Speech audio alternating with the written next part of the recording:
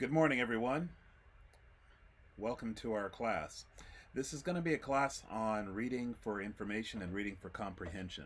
It's not going to be a very long video. We're just going to talk about a couple of things when it comes to the job market. Very often, when you get to the job market, there are things that you have to actually read. Very often, we read things, we skim things, and we kind of skip over details. But sometimes it's important that we are able to read for information.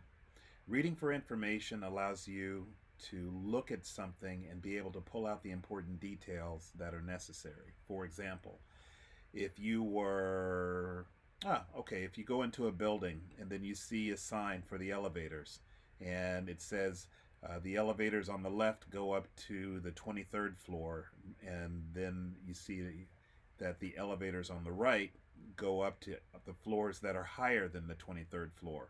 It's important that you know which set of elevators to go to. Now, this is a very simple example. There's a sign, you read it, it tells you to go one way or the other way. Both elevators are on the same sign, but you have to read for the information of which way to go.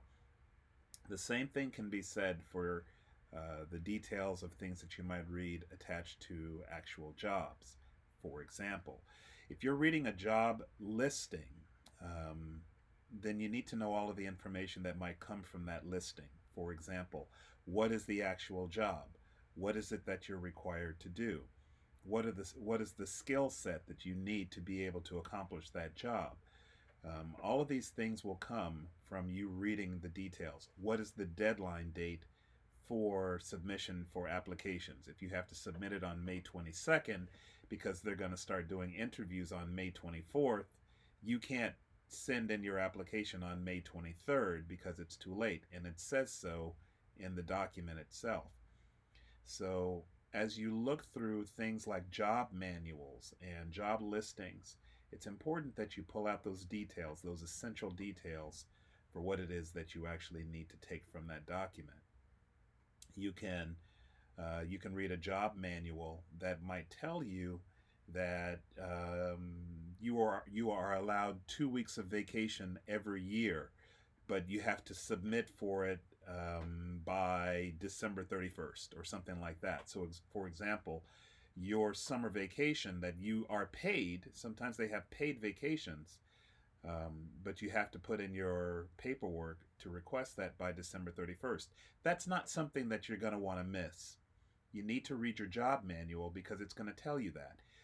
If you have to have a doctor's appointment or something like that, well, then there may be a clause somewhere in the job manual that may tell you that you need to get a note from the doctor, and then you have to give that to the receptionist of the office that you're working in, and then they will submit that for your health care so that you can get that money back.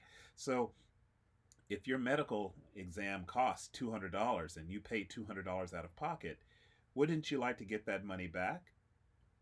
The only way you can get that money back is by following the stipulations written in the job manual. So therefore, you have to be able to read through the job manual.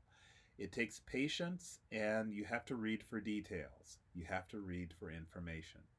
So this lesson that we're doing today has to do with reading for information and reading for comprehension. And we'll do this over the next 2 sessions because it is an essential skill. We've talked about elevator pitches, and we've talked about filling out job applications and things like that. But now, let's say that you actually do have the job.